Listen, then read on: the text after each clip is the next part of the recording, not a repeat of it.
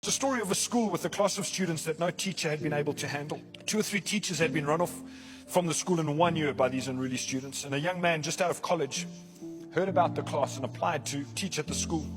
The principal asked the young man, "Do you know what you're asking for? No one else has been able to handle these students, and you're just asking for a terrible beating."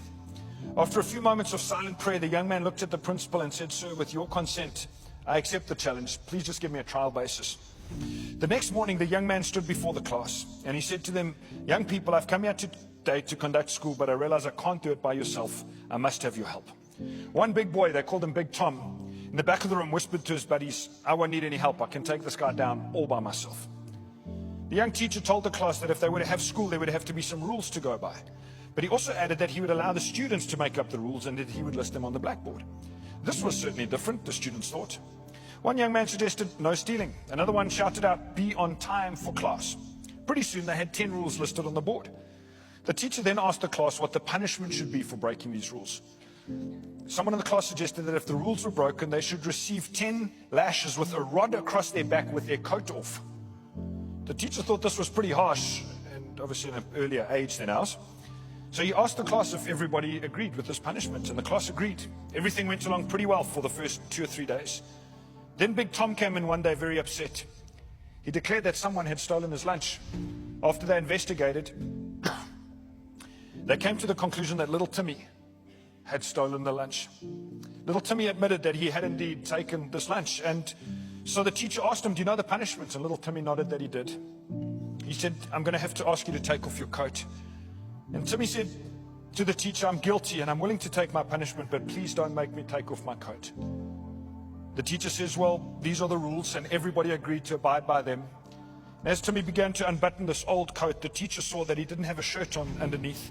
Even worse, he saw a frail and bony frame hidden beneath that coat. The teacher asked him, "Why did you come to school without a shirt on?" And Timmy explained he only had one shirt. His mom and dad were very poor, and today his mom was washing that shirt.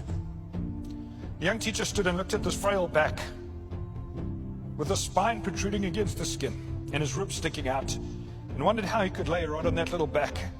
Still, he knew that he had to enforce the punishment or the children wouldn't obey the rules.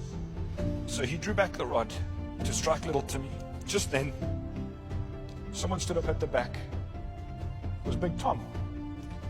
And he said, "Sir, is there anything that says I can't take little Timmy's whipping for him?" The teacher thought about it and agreed. And with that, Big Tom took off his coat and stooped over little Timmy at the desk. Hesitatingly, the teacher began to put that rod on Tom's big back. But for some strange reason, after only a few licks, that rod just broke in half. The young teacher buried his face in his hands and began to sob. He heard a commotion and looked up to find not even one dry eye in the room. Little Timmy had turned and grabbed Big Tom around the neck, apologizing to him for stealing his lunch. He begged Tom to forgive him. He told Big Tom that he would love him till the day that he died for taking his beating for him. I think part of the reason that this story means so much to me is that in a spiritual sense, I am the little Timmy. And Jesus Christ steps down from perfection in heaven and stoops down over me and takes all the punishment that I deserved. Outside of Christ, I've done far worse than steal a lunch.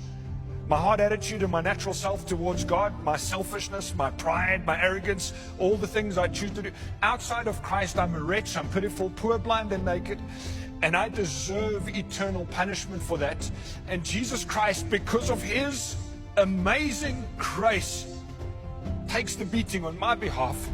I don't think all eternity will be enough to thank Him.